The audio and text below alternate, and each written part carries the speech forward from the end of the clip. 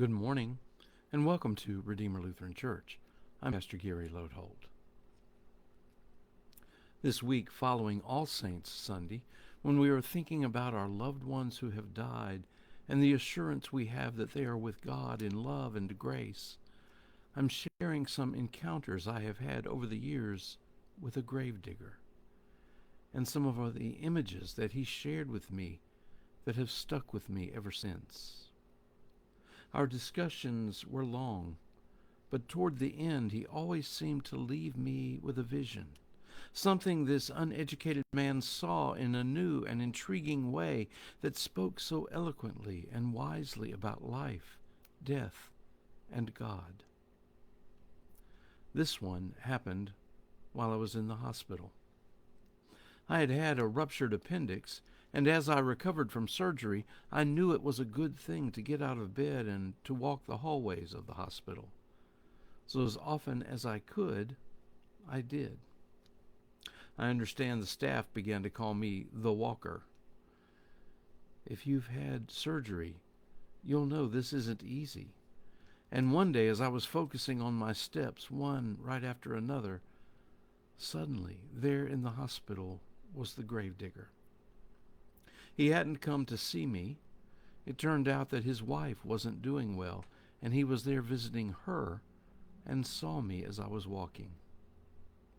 It seemed like most of the times when he and I visited together, we walked, and so he joined me on my journey through the hall. Finally, he led me back to my room before heading back to see his wife. As he stood in the doorway, he looked at me and said, "It's always good to see you, Reverend." "Won't you come see me again?" I asked, and he nodded his head. Then he said, "Hey, Reverend, do you know what my favorite part of all this is? I like coming to the hospital. In the cemetery, I dig the holes down. But when I come here and get on the elevator, we go up toward heaven. I think about it every time." What a comforting thought. We are lifted to God in love and grace. I have to admit that since that moment, almost every time I get on an elevator, I think about it too. Another time I had rushed to the hospital because this time the gravedigger's family had called to let me know that the gravedigger himself was in the hospital and not doing well and wanted to see me. I rushed to the hospital and waited impatiently for the elevator to arrive to take me to his floor. I got on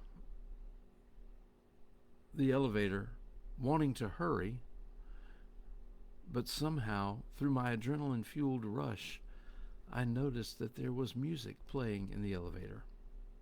The music began, and even though it was typical elevator music without words, I heard the words in my head anyway.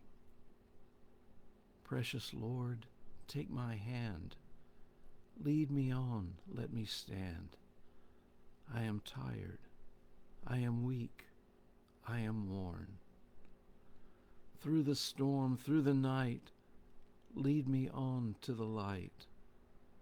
Take my hand, precious Lord. Lead me home."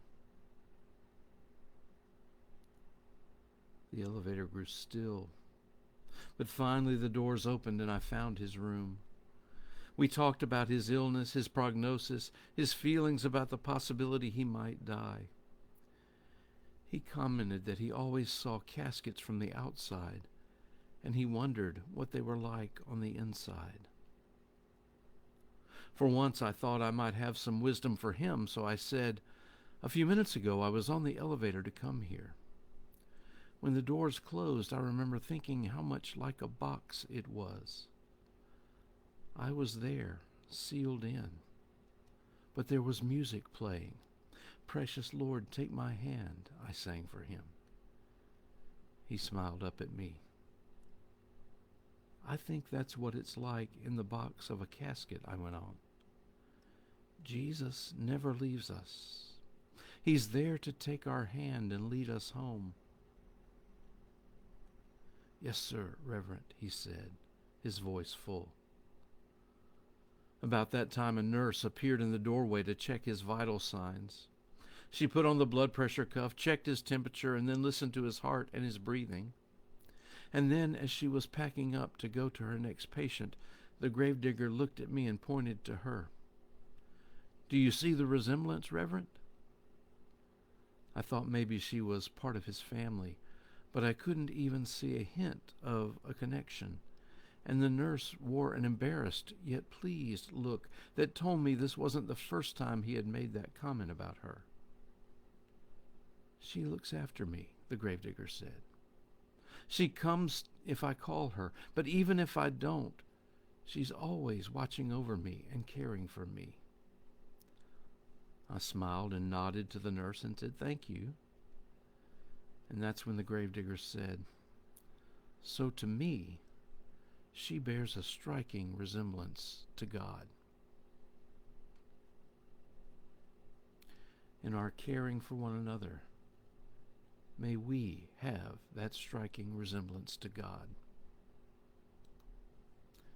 Thanks for watching, and remember to let this day belong to God.